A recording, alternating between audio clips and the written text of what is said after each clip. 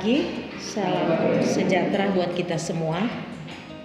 Syukur pada Tuhan karena pada pagi hari ini kita kembali dikumpulkan di tempat ini untuk mengikuti perkuliahan hukum kepegawaian. Dan pada hari ini kita semua dalam keadaan sehat dan saya merasa bahwa semuanya sudah pada hadir di sini. Mari kita awali perkuliahan kita pada hari ini dengan doa. Doa dimulai.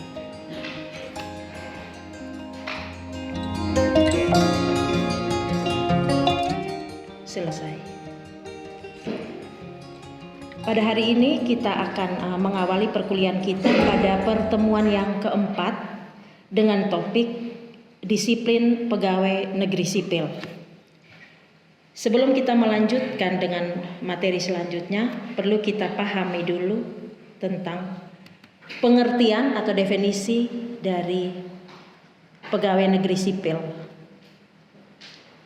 Disiplin pegawai negeri sipil adalah kesanggupan pegawai negeri sipil untuk mentaati kewajiban dan menghindari larangan yang ditentukan dalam peraturan perundang-undangan dan atau peraturan kedinasan yang apabila tidak ditaati atau dilanggar akan dijatuhi hukuman disiplin. Adapun dasar dari hukum disiplin pegawai, yang pertama peraturan pemerintah nomor 53 tahun 2010 tentang disiplin pegawai negeri sipil. 2. Peraturan Kepala Badan Kepegawaian Negara nomor 21 tahun 2010 tentang ketentuan peraturan pemerintah nomor 53 tahun 2010 tentang disiplin pegawai negeri sipil. Dan yang ketiga, peraturan pemerintah nomor 37 tahun 2004 tentang larangan pegawai negeri sipil menjadi anggota partai politik. Di dalam materi disiplin pegawai negeri sipil, kita pun perlu mengetahui apa maksud dan tujuan dari disiplin itu sendiri. Maksud dari disiplin itu untuk mewujudkan pegawai negeri sipil yang handal, profesional, dan bermoral sebagai penyelenggara pemerintahan yang menerapkan prinsip-prinsip kepemerintahan yang baik yang sering kita kenal dengan istilah good governance.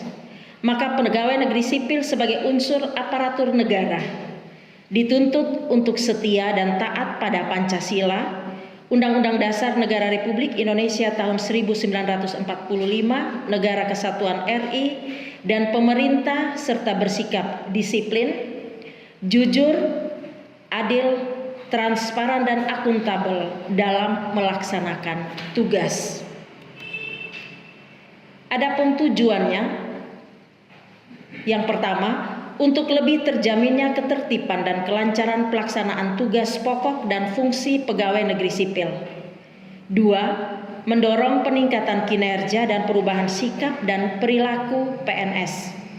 3. Meningkatkan kedisiplinan pegawai negeri sipil. 4. Meningkatkan tanggung jawab pegawai negeri sipil.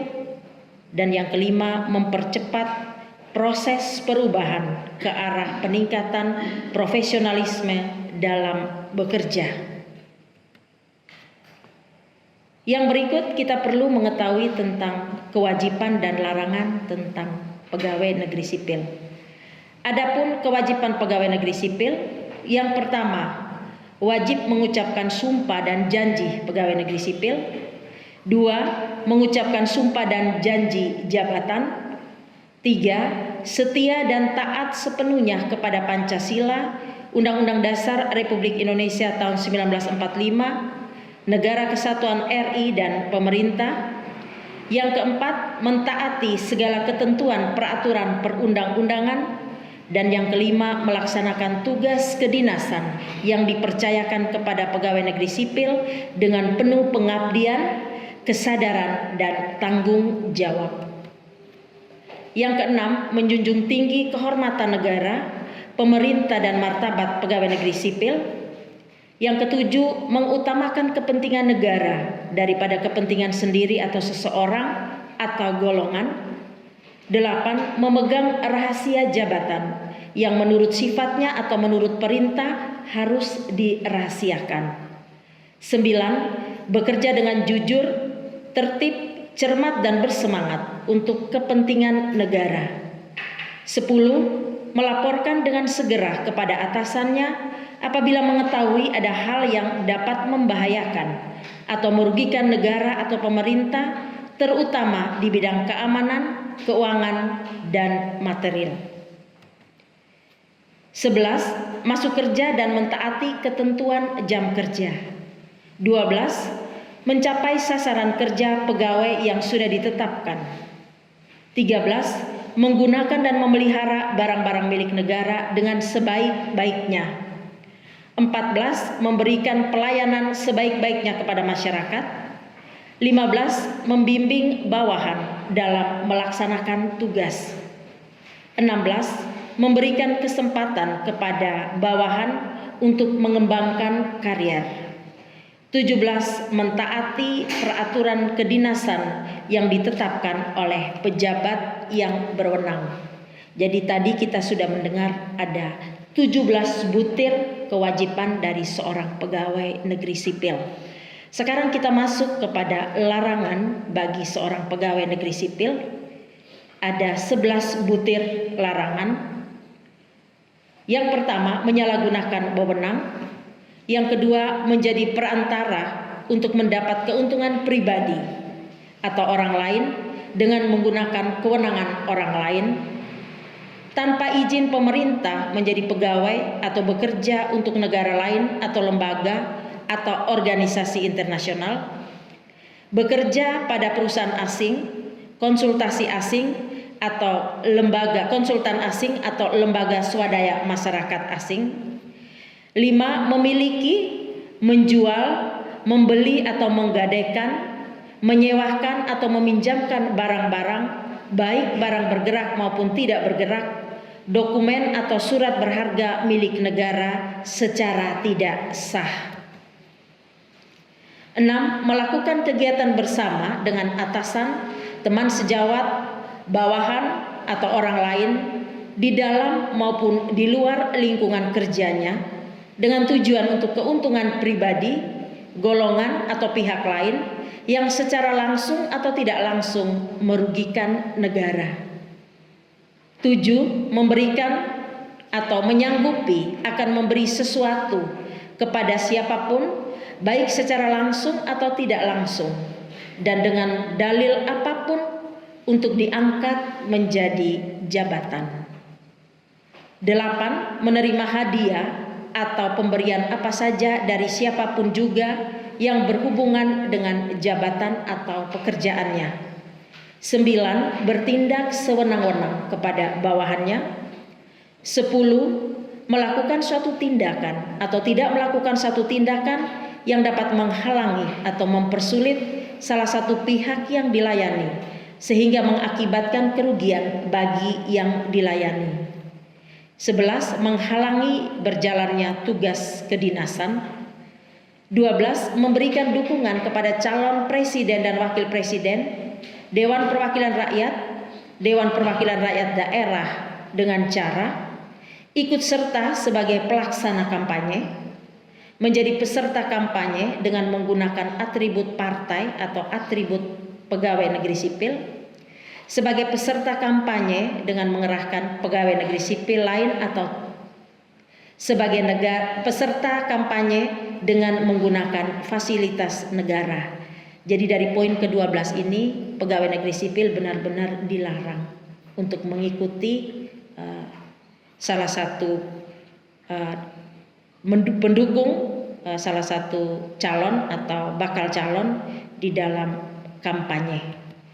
Yang ke-13, memberikan dukungan kepada calon presiden dan wakil presiden dengan cara membuat keputusan atau tindakan yang menguntungkan atau merugikan salah satu pasangan calon selama masa kampanye. 2. Mengadakan kegiatan yang mengarah kepada keberpihakan terhadap pasangan calon yang menjadi peserta pemilu sebelum, selama, dan sesudah masa kampanye, yang meliputi pertemuan, ajakan, himbauan, seruan, atau pemberian barang kepada pegawai negeri sipil dalam lingkungan unit kerjanya, anggota keluarga, dan masyarakat.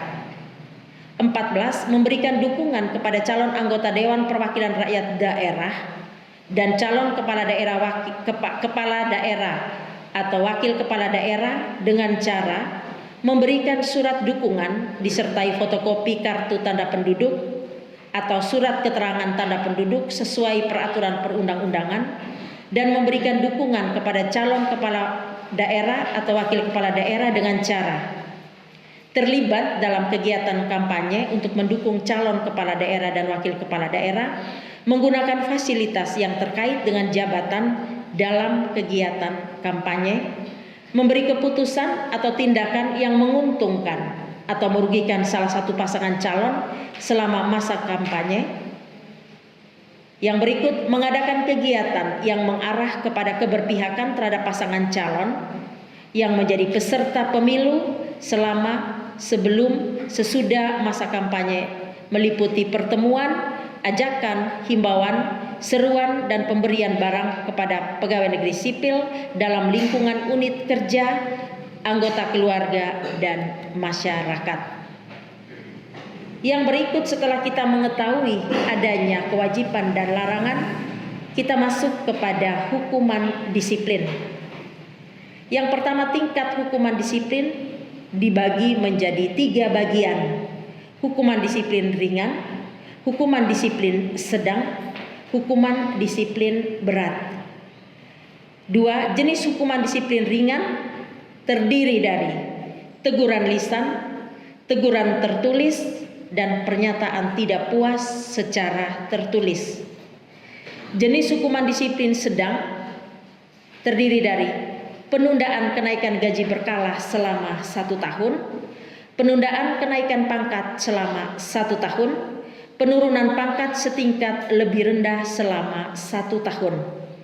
Jenis hukuman disiplin berat terdiri dari penurunan pangkat setingkat lebih rendah selama 3 tahun, pemindahan dalam rangka penurunan jabatan setingkat lebih rendah, pembebasan dari jabatan, pemberhentian dengan hormat tidak atas permintaan sendiri sebagai pegawai negeri sipil, dan pemberhentian tidak dengan hormat sebagai pegawai negeri sipil.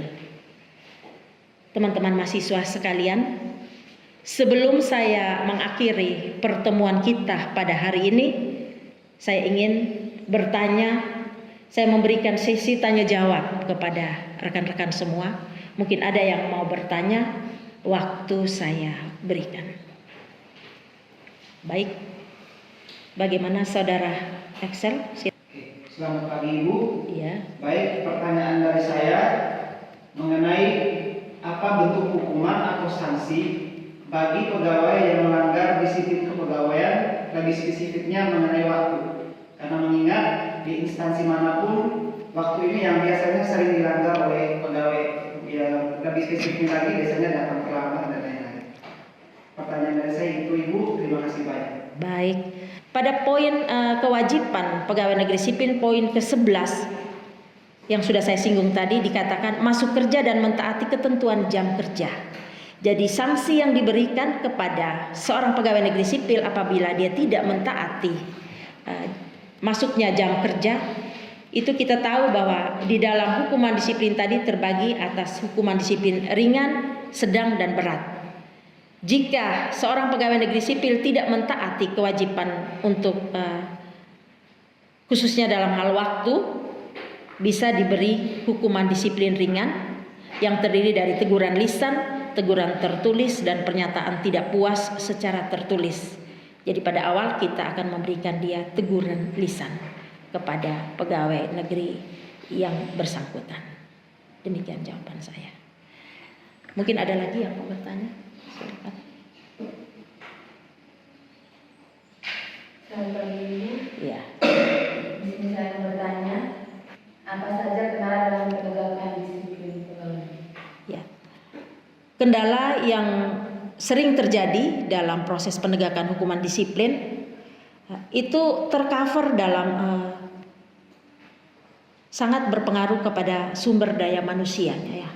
Jadi sumber daya manusia itu yang meliputi bahwa ketika dia telat atau dia tidak disiplin, itu tergantung dari rasa malas, menunda pekerjaan, dan memang dasarnya dia tidak punya niat untuk menjadi seorang yang disiplin atau tertib.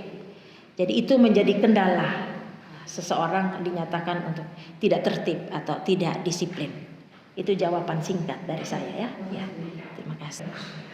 Baik, kalau memang sudah tidak ada pertanyaan lagi, saya cukupkan sekian materi pertemuan kita pada hari ini.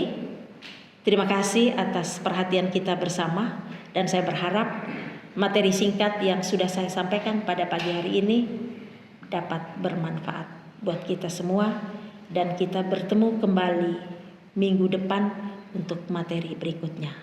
Terima kasih, salam sehat buat kita semua. Selamat pagi.